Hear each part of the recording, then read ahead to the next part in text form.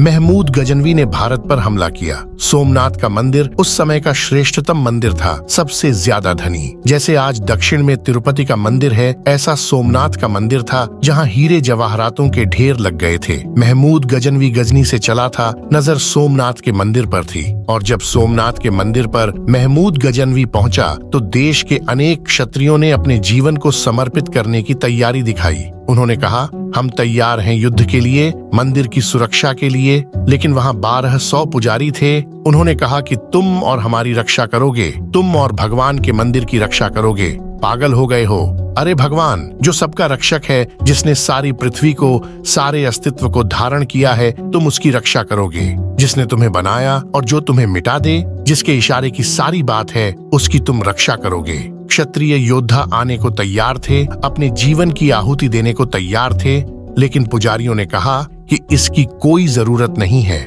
हमारे वैदिक मंत्र पर्याप्त हैं। और जब महमूद गजनवी पहुंचा तो वह भी हैरान हुआ, क्योंकि मंदिर में कोई सुरक्षा का आयोजन नहीं था, कोई तलवार न थी, कोई सैनिक न था। हाँ, 1200 पुजारी वैदिक मंत्रोच्चार जरूर कर रहे थे। वे वैदिक मंत्रोच्चार करते रहे और महमूद गजनवी ने उठाई गदा और मंदिर की प्रतिमा को खंड खंड कर दिया।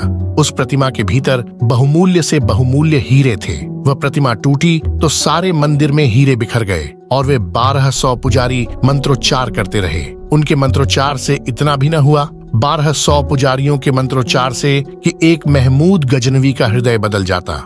लेकिन यह मूर्खता अब भी जारी है, अब भी वही बकवास, अब भी वही बेमानी बातें। और भारत का मन चूंकि सदियों से निर्मित हुआ है, इन्हीं गलत संस्कारों में पला हुआ, ये बातें प्रभावित करती हैं। लगता है कि आहा, वैदिक ऋषि कैसा अद्भुत विज्ञान हमें दे गए हैं, न अस्त्रों की जरूरत, न शस्त्रों की जरूरत। तो 2200 साल तक तुम गुलाम क्यों रहे?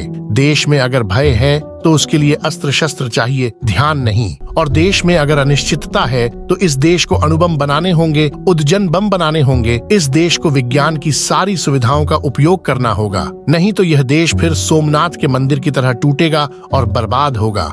और न महमूद गजनवी ने तुम्हारी बकवास सुनी और तुम्हारे मंत्र सुने, और न पाकिस्तान सुनेगा और न चीन सुनेगा। खतरा कहाँ से है? इन दो मुल्कों से खतरा है, चीन से है और पाकिस्तान से है। दोनों के पास अणुबम की संभावना बढ़ती जा रही है। चीन के पास तो सुनिश्चित अणुबम है और पाकिस्तान के लिए सारे मुसलमान देश उद्जन बम बनाने के लिए संपत्ति देने को तैयार हो गए हैं। और यहाँ के ये तथाकथित पोंगा पंडित ये समझा रहे हैं कि हनुमान चालीसा पढ़ने से सब ठीक हो जाएगा, सब भय मिट जाएगा, सब अनिश्चितता मिट जाएगी। वेद के ऋषि क्या कर सके? अगर यह वैदिक ज्ञान का सार है तो वैदिक ऋषियों के जमाने में तो अस्त्र शस्त्रों की कोई जरूरत नहीं होनी चाहिए थी। लेकिन परशुराम भी हिंदुओं के अवतार, स्वयं भगवान के अवतार, हाथ में फरसा लिए जीवन भर क्षत्रियों की हत्या करते फिरे। 18 बार पूरी पृथ्वी को क्षत्रियों से विनष्ट किया। अगर ध्यान ही काम कर देता, फरसे को लेकर घूमने की क्या जरूरत थी? एक मंत्र की मार से सारे क्षत्रिय मर जाते। लेकिन परशुराम फरसे के साथ इतने संयुक्त हो गए कि उनके नाम में भी फरसा जुड़ गया।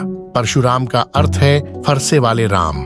और अगर ध्यान ही अस्त्र शस्त्रों के लिए परिपूरक हो सकता है तो यह धनुष बाण लिए हुए रामचंद्र जी क्या भाड़ झोंक रहे हैं? रामचंद्र जी को भी क्या ध्यान की महिमा का पता नहीं था? ये धनुर्धारी राम किस लिए बोझ ढोते फिरते हैं? और अगर ध्यान अस्त्र शस्त्रों की जगह काम आ सकता है तो फिर महाभारत का युद्ध क्यों हुआ? कृष्ण ध्यान ही समझा देते अर्जुन को, सस्ते में बात निपट जाती। कोई 1.25 अरब आदमी युद्ध में मरे। इतनी महान हिंसा न पहले कभी हुई थी न बाद में कभी हुई। जिनको हम आज विश्व युद्ध कहते हैं वे सब तो बहुत छोटे मालूम पड़ते हैं। कृष्ण को भी भावातीत ध्यान का पता नहीं था। कृष्ण ने क्यों अर्जुन को युद्ध के लिए उत्सुक किया, आतुर किया? वह तो बेचारा भावातीत ध्यान में जाना चाहता था। उसके हाथ पैर कंपने लगे थे, गांडीव छूट गया था, शस्त्र तो छूटे जा रहे थे। वह तो भावातीत ध्यान में जाने की तैयारी कर रहा था। लेकिन कृष्ण ने उसे फिर ललकारा और कहा, संभाल अपने गांडीव को, यह युद्ध तो होना ही है, यह युद्ध तो अपरिहार्य है। सोमनाथ मंदिर, इसके नष्ट होने की कहानी बड़ी विचित्र है और यह सभी मंदिरों के विज्ञान का परिचयक है। इसकी सेवा में 500 पुजारी थे और वे निश्चित थे कि भीतर की छवि जीवित थी, इसीलिए वे निश्चित थे कि इसे नष्ट नहीं किया जा सकता है। पुजारियों ने अपना काम पूरा किया, लेकिन यह एक तरफा था, क्योंकि कोई भी नहीं था जो वास्तव में यह पता लगा सके कि छवि मृत थी या जीवित थी। एक दिन आसपास के राजाओं और राजकुमारों ने मंदिर में संदेश भेजा और उन्हें मुस्लिम आक्रमणकारी गजनवी के आने के बारे में चेतावनी दी और उन्हें सुरक्षा देने की पेशकश की। लेकिन पुजारियों ने यह कहते हुए उनकी मदद लेने से इनकार कर दिया कि जो मूर्ति सभी की रक्षा करती है वह उनकी सुरक्षा से परे है। राजकुमारों ने उनसे माफी मांगी और दूर चले गए, लेकिन यह एक गलती थी। वह मूर्ति एक मृत मूर्ति थी। पुजारी इस भ्रम में थे कि छवि के पीछे एक महान शक्ति खड़ी है, और चूंकि वे इसे जीवित मानते थे, इसलिए इसकी सुरक्षा के बारे में सोचना भी गलत था। गजनवी आया और तलवार के एक वार से मूर्ति के 4 टुकड़े कर दिए। तब भी पुजारियों को यह आभास नहीं हुआ कि मूर्ति मृत है। जीवित मूर्ति के साथ ऐसा नहीं हो सकता। यदि मूर्ति भीतर से जीवंत होती तो कोई ईंट भी नहीं गिर सकती थी। यदि मंदिर जीवंत होता तो उसे छूना भी संभव नहीं था। लेकिन आमतौर पर मंदिर जीवित नहीं होते, क्योंकि उन्हें जीवित रखने में बड़ी कठिनाइयां होती हैं। किसी मंदिर का जीवित हो जाना बहुत बड़ा चमत्कार है। यह एक बहुत ही गहन विज्ञान का हिस्सा है। हालांकि आज कोई भी जीवित नहीं है जो इस विज्ञान को जानता हो और जो इसकी विभिन्न आवश्यकताओं को पूरा कर सके। आजकल मंदिरों को दुकान की तरह चलाने वालों का वर्ग इतना बड़ा हो गया है कि यदि इस विद्या को जानने वाला कोई हो तो उसे मंदिर परिसर में आने भी नहीं दिया जाएगा। मंदिर अब व्यावसायिक आधार पर चलाए जा रहे हैं और यह पुजारियों के हित में है कि मंदिर मृत बना रहे। जीवित मंदिर किसी पुरोहित पुजारी के लिए फायदेमंद नहीं होते। वह मंदिर में एक मृत भगवान चाहता है जिसे वह बंद कर सके, और फिर वह चाबी खुद रखना चाहता है। यदि मंदिर उच्च शक्तियों से जुड़ा है तो पुजारी के लिए वहां रहना असंभव होगा। इसलिए पुजारी इन मृत मंदिरों के निर्माण में सहायक होते हैं, क्योंकि इससे उन्हें एक समृद्ध व्यवसाय मिलता है। वास्तव में जीवित मंदिर बहुत कम हैं। यदि धर्म के जीवित सिद्धांत बचाए गए होते तो इस संसार में इतने सारे धर्म अस्तित्व में नहीं आए होते। लेकिन इन्हें बचाया नहीं जा सकता, क्योंकि चारों ओर हर तरह की गड़बड़ी इकट्ठा हो जाती है और अंततः उनकी सारी क्षमता खत्म हो जाती है। फिर जब एक तरफ की शर्तें टूटती हैं तो दूसरी तरफ का वादा भी टूट जाता है। यह 2 पक्षों के बीच बनी आपसी समझ है।